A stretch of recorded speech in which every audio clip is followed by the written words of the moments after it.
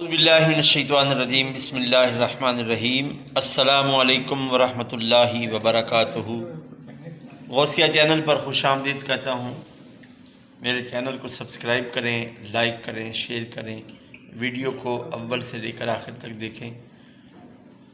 دعا ہے اللہ رب العزت حضور نبی کریم صلی اللہ علیہ وآلہ وسلم کے نالین اقدس کا صدقہ ہم سب پر اپنی رحمتوں کا نزول فرمائے۔ آج کی اس ویڈیو میں جو پیغام میں دینا چاہتا ہوں وہ سرکار دو عالم صلی اللہ علیہ وآلہ وسلم کا عمل ہے۔ مختصر اور جامع بات یہ ہے کہ مسکرانا چاہیے۔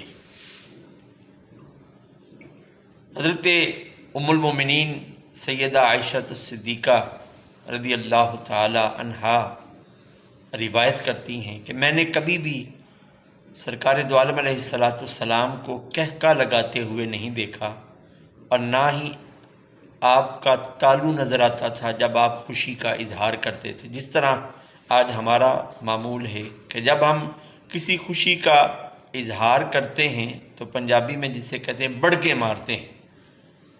تو نبی کریم علیہ السلام کے غلام ہونے کی حیثیت سے ہمیں تبسم کرنا چاہیے، مسکراہٹ ہمارے چہرے پر نمودار ہو، دیکھنے والا اور آپ سے ملنے والا یہ محسوس کرے کہ اس کے چہرے پر مجھ سے ملنے کے بعد خوشی کے آثار نمودار ہو رہے ہیں۔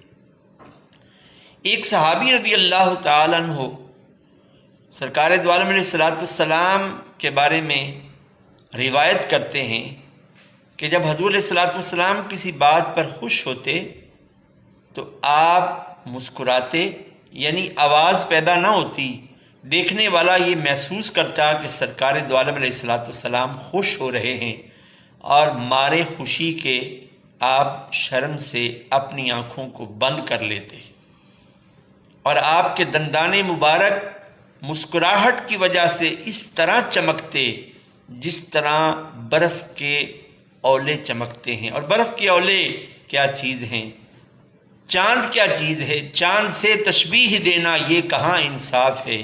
چاند کے چہرے پر داغ ہیں، میرے آقا علیہ السلام کا چہرہ صاف ہے۔ حضور مسکراتے ہیں تو ام المومنین حضرت عائشہ صدیقہ رضی اللہ تعالی عنہا کی گم ہوئی سوئی اس مسکراہٹ کی